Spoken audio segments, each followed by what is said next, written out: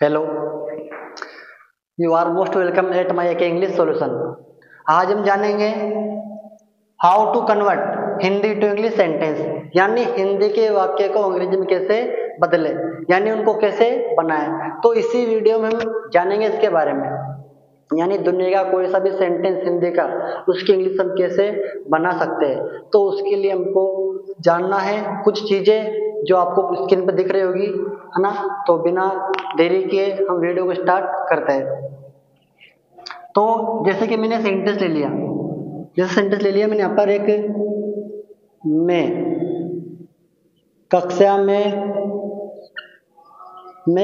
में अंग्रेजी पढ़ा रहा हूँ। क्या कर रहा हूँ? मैं कक्षा में अंग्रेजी पढ़ा रहा हूँ, पढ़ा रहा हूँ। तो मैं कक्षा में अंग्रेजी पढ़ा रहा हूँ, तो इस वाक्य की अंग्रेजी किस प्रकार से बनेगी? इसके साथ साथ हजारों सेंटेंस इंग्लिश कैसे हम बना सकते हैं, तो इसी को हम आज जानेंगे। तो सबसे पहले हमको इस वाक्य के अंदर, यानी इस वाक्य और दुनिया के जो भी वाक्य होते हैं उनमें कुछ चीजें फाइंड आउट करना होता है।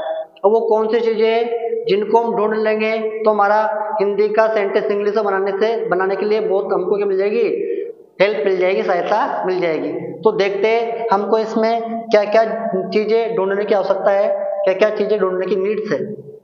हमको किसी भी सेंटेंस में, किसी भी हिंदी के सेंटेंस में कुछ चीजें ढूंढना है। अगर हमने वो ढूंढ लिया तो वो हमको लिए सेंटेंस हिंदी से इंग्लिश बनाने में बहुत ज्यादा आसानी मिल जाएगी। अब क्या ढूंढना है हमको फाइंड आउट करना है, यानी पता लगाना है। अब किन चीजों को पता लगाना हमको लगाना नंबर 1 टेंस। भाई जो हमारा वाक्य है हिंदी का, ये किस टेंस में है। अब आपको पता होगा, आप जानते होंगे वेरी वेल, हमारे जो टेंस होते हैं वो कितने प्रकार के होते हैं। हमारे बेसिकली टेंस 3 प्रकार होते हैं। पहला होता है हमारा प्रेजेंट टेंस, दूसरा पास्ट टेंस, तीसरा फ्यूचर टेंस। यानी हमने पिछली वीडियो में जाना टेंस के बारे में, हमने डिटेल में वीडियो बना रखी है, तो हम उसमें जाके आप देख ले एक बार। तो टेंस हमारे 3 प्रकार के होते हैं, प्रेजेंट, पास्ट और फ्यूचर। यानी सबसे पहले हमको फाइंड आउट करना है इस वाक्य में टेंस कौन सा है। अगर हमने ये ढूंढ लिया तो हमारी फर्स्ट स्टेप क्लियर हो जाएगी।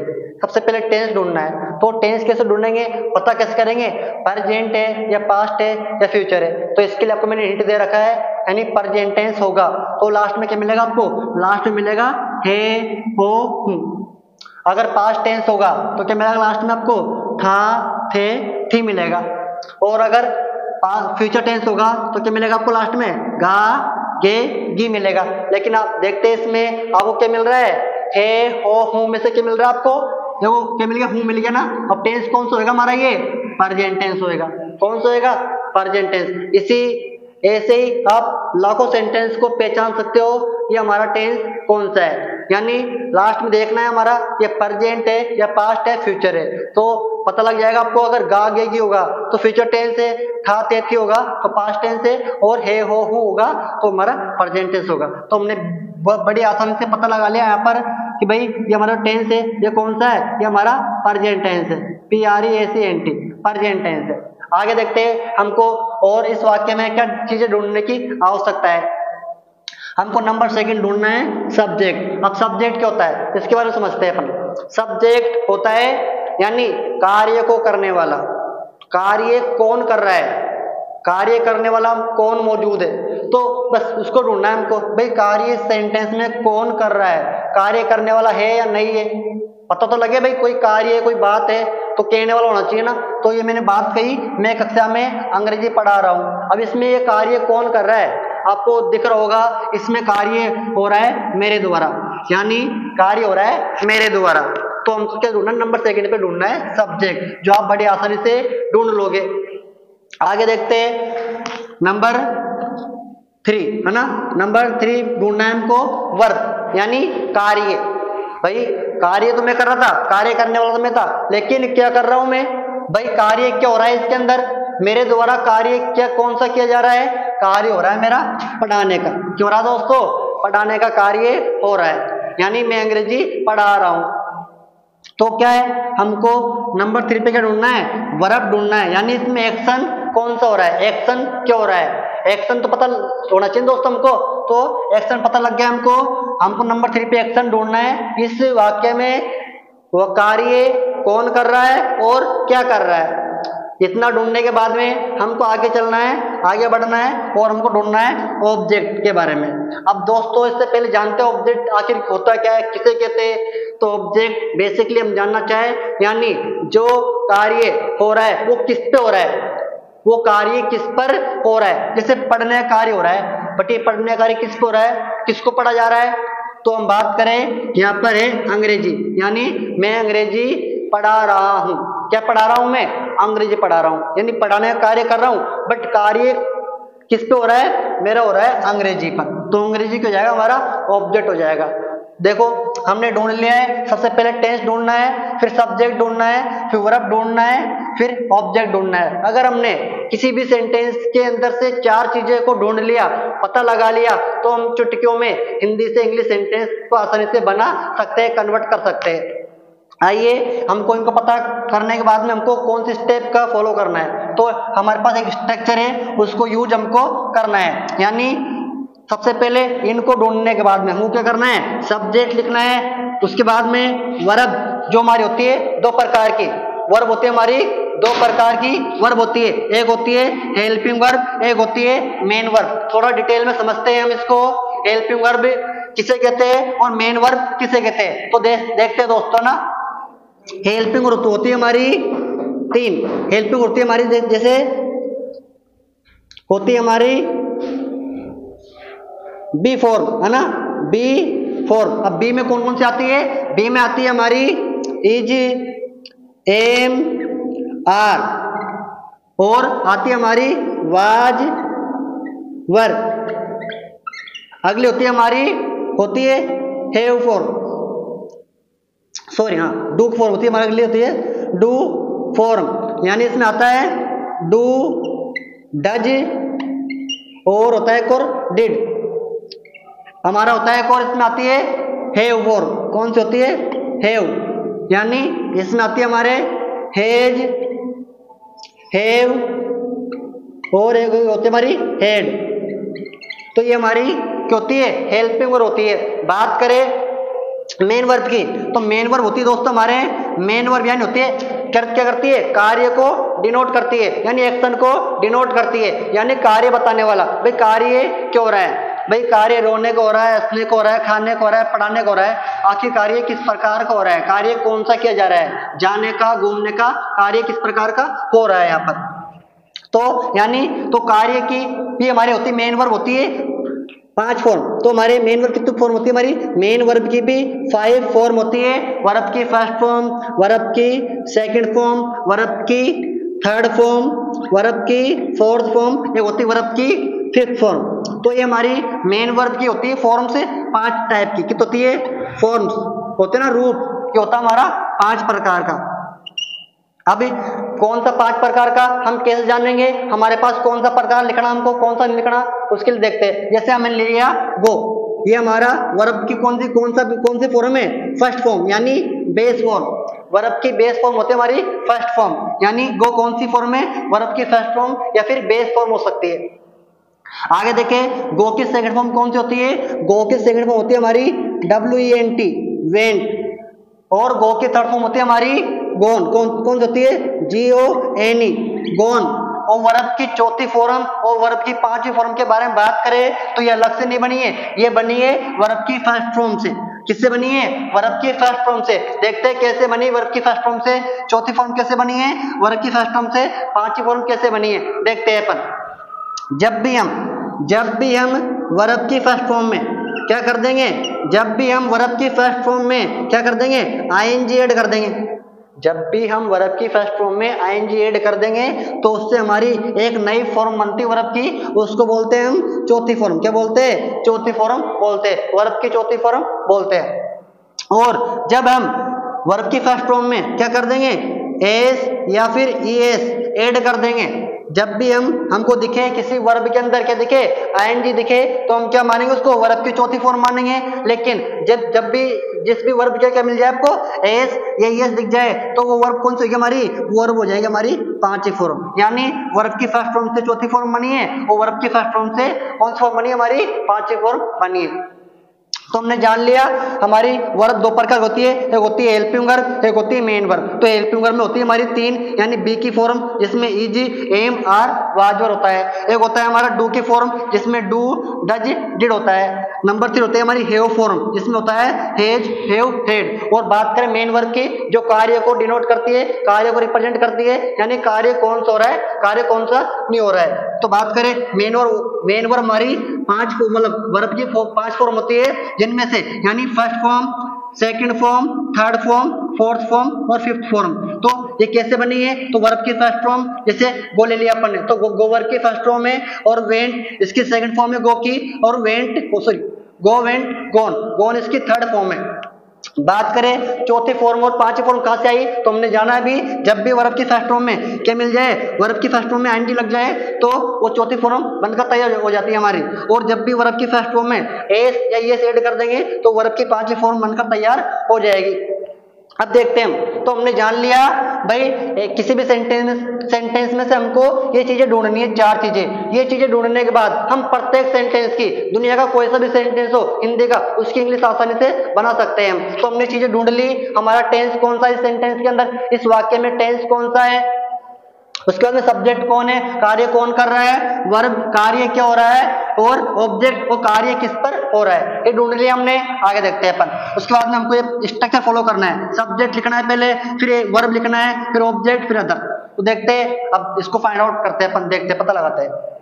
मैं कक्षा में अंग्रेजी पढ़ा रहा हूँ, तो बात करें टेंस कौन सा है हो हूँ आ रहा है, तो देखो हे हो हूँ कहाँ है, हमारा ये रहा, तो किस में आ रहा है, हमारे आ रहा है प्रेजेंट टेंस में, तो हमारा टेंस कौन सा हो गया, प्रेजेंट हो गया। सिंपल सी बात है। अब कौन सी वर्ब आने वाली है हमारे आने वाली है हेल्पिंग वर्ब, कौन सी आएगी, is, am, are, was verb में से एक आने वाली है 100%, हमने पता कर लिया। आगे देखते हैं अपन, है ना, मैं अब क्या हो रहा है, उसके बाद में सब्जेक्ट कौन है, सब्जेक्ट हमारा हो गया ये, यानी कार्य कौन कर रहा है, मैं कर रहा हूं। उसके बाद में वर्ब क्या हो रहा है, मतलब कार्य क्या हो रहा है, इसमें कार्य हो रहा है पढ़ाने का, यानी ये हमारी क्या हो जाएगी, वर्ब हो जाएगी। बात करें ऑब्जेक्ट, कार्य किस पे हो रहा है, कार्य हो रहा है हमारा इस पर, किस पर कार्य हमारा, अंग्रेजी पर, तो यह क्या हो जाएगा, हमारा ऑब्जेक्ट हो जाएगा। इसको बनाते हैं अब, सब्जेक्ट वर्ब है ना, उसके बाद में लिखते हैं इसको अपन। पहले क्या आएगा, पहले सब्जेक्ट आएगा आई, यानी कार्य कौन कर रहा है, मैं कर रहा हूं, तो आई। उसके बाद में आ जाएगा अपना, अब क्या है हूं प्रेजेंट टेंस है, तो क्या आएगा, इज, एम, आर में से आएगा भाई, इज, एम, आर में से आएगा ना, इज, एम, आर में से आएगा, तो क्या हो जाएगा, आई एम। अब क्या कर रहा हूं मैं, वर्ब कौन सी होती है ना, टीचिंग, आई एम टीच। अब फर्स्ट फॉर्म में, अब इसमें क्या करेंगे अपन, चौथी फॉर्म चाहिए अपन, वो क्या चाहिए, चौथी फॉर्म चाहिए, क्या हो जाएगा, टीचिंग, आई एम टीचिंग। अब मैं क्या पढ़ा रहा हूँ, सब्जेक्ट लिख दिया अपन ने, हेल्पिंग वर्ब लिख दी, मेन वर्ब लिख दी, और क्या आएगा, ऑब्जेक्ट आएगा। मैं क्या पढ़ा रहा हूँ मैं, इंग्लिश, तो आई एम टीचिंग इंग्लिश। क्या पढ़ा रहा हूँ मैं भाई, बाकी क्या होगा, अदर, यानी कक्षा में। क्या पढ़ा रहा हूँ मैं, इन द क्लास। एक और सेंटेंस देखो, जैसे वह दिल्ली जा रहा था। अब देखो उसमें, तो वह दिल्ली जा रहा था। अब सबसे पहले क्या करना, हमको ढूंढना है टेंस कौन सा है, प्रेजेंट है, पास्ट है या फ्यूचर है। कैसे पता लगेगा, लास्ट का सब देखना है, लास्ट में क्या आ रहा है, लास्ट में आ रहा है हमारा था, थे आ रहा है, था आ रहा है, तो था थे किस में आता है, हमारा पास्ट में आता है, तो इसमें क्या आने वाला है, वाज वर्ब आने वाला है। सब्जेक्ट कौन है, कार्य कौन कर रहा है, वह है ना, तो क्या हो जाएगा, हमारा सब्जेक्ट हो जाएगा, ये हमारा सब्जेक्ट हो जाएगा, ये हमारा टेंस है। उसके बाद में कार्य क्या हो रहा है इसमें, जाने का, जा मतलब जाने का, यहाँ पर कार्य हो रहा है, और ऑब्जेक्ट क्या हो रहा है, किस पे हो रहा है कार्य, जाने का, दिल्ली पर, तो दिल्ली को जाएगा हमारा ऑब्जेक्ट। आगे देखते हैं, इसको बनाते हैं। अब कौन है, लड़का है, वह, he is going to Delhi, DLHI, ये हो जाएगा हमारा अगला सेंटेंस। तो बात करें, यानी हम इस प्रकार से, यानी ऐसे इन तरीकों को इस्तेमाल कर यूज कर कोई सा भी हिंदी का सेंटेंस की इंग्लिश आसानी से बना सकते हैं। बात करते थोड़ा डिटेल में जानते हैं हम। टेंस हमारे होते हैं 3 प्रकार के, यानी present tense, past tense, future tense. अगर पहचान कैसे करेंगे अपन, पहचान करने का तरीका है, अगर लास्ट में हे हो हु आ रहा है तो हमारा प्रेजेंट टेंस है, और अगर था थे ती आ रहा है तो हमारा पास्ट टेंस है, और अगर गा गी आ रहा है तो हमारा फ्यूचर टेंस है। ये हमने जानना है। तो अगर हमने जान लिया तो हमारी फर्स्ट स्टेप क्लियर हो जाएगी। हम कोई सब सेंटेंस को पहचान लेंगे भाई ये इसमें टेंस कौन सा है, पास्ट है या प्रेजेंट है फिर फ्यूचर है। बात करें आगे। अब वर्क, भाई टेंस तो पहचान लिया हमने, बट इसमें वर्क कौन सा हो रहा है, कार्य कौन सा हो रहा है। अब कार्य नहीं, वर्ब वाला नहीं, अब कार्य होता है मतलब सेंटेंस किस प्रकार का अपना है, सेंटेंस किस प्रकार का है। तो हमारा देखते हैं वर्क हम होता है सिंपल वर्क, है ना, कंटिन्यूज, परफेक्ट और परफेक्ट कंटिन्यूज। अब इसका पहचानने का तरीका क्या है, देखते हैं अपन आसानी से, बढ़िया शानदार तरीके से। वीडियो तुमको पसंद आया तो लाइक अंत तक जरूर देखें। यानी अब सिंपल वाक्य का हमारा कैसे पहचानेंगे, अगर हमारा सिंपल वाक्य होगा, अगर ये प्रेजेंट का सिंपल होगा तो कैसे पहचानेंगे, हैबिचुअल यानी आदतनीय। क्यों जाएगा वो सेंटेंस हमारा हो जाएगा आदतनीय वाक्य, यानी जिसमें हमको क्या पता लगे, जिससे क्या पता लगे हमको, आदत। यानी जैसे वह स्कूल जाता है, अब इससे क्या पता लग रहा है, इससे पता लग रहा है भाई उसकी क्या है, आदत है ना। वह सुपारी खाता है और उसकी क्या है, ये आदत है। मैं एक पेड़ काटता हूँ, ये क्या है मेरी, मतलब मैं डेली काटता हूँ तो क्या मेरी आदत है। वह दूध पीती है, इसका मतलब क्या है, उसकी ये आदत है दूध पीने की। तो ऐसे हमको क्या पता लग रहा है, सेंटेंस से हमको पता लग रहा है हैबिचुअल यानी आदतनीय वाक्य। और जो भी जितने भी हमारे आदतनीय वाक्य होते हैं, या तो होएगा हमारा प्रेजेंट सिंपल का, ये होएगा हमारा पास्ट सिंपल का, ये होएगा हमारा फ्यूचर सिंपल का। बात करें आगे कंटिन्यूज, यानी अब ऐसे कार्य जिसका शुरुआती पॉइंट हमको पता न हो और एंडिंग पॉइंट भी न पता हो। जैसे आपको एग्जांपल से समझाऊं दोस्तों, समझना है आपको तरीके से। जैसे यहां लिखा सेंटेंस मैंने,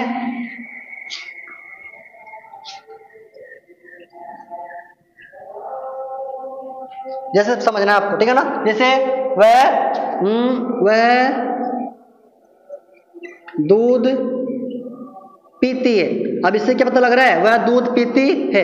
इससे तो मुझे पता लग रहा है भाई जो हमारा टेंस है ये तो प्रेजेंट है, बट सेंस क्या निकल रहा है भाई, आदत वाला। यानी उसकी आदत क्या हो सकती है, दूध पीने की, यानी वो आदत नहीं है वाक्य, हम यहाँ पर पहचान सकते हैं इसको, है ना। तो हमारा क्या हो जाएगा, ये हैबिचुअल यानी सिंपल सेंटेंस हो सकता है। अब प्रेजेंट सिंपल है या पास्ट है, फ्यूचर सिंपल है, कैसे पहचानेंगे, लास्ट को देखकर, लास्ट में था कहती आ रहा है या फिर गा गे आ रहा है या फिर कुछ और आ रहा है तो पता लग जाएगा आपको। अब यहाँ पर हे आ रहा है तो हे प्रेजेंट है, और कार्य कौन सा है, आदतनीय वाला है, तो क्या जाएगा हमारा प्रेजेंट सिंपल सेंटेंस हमारा हो जाएगा।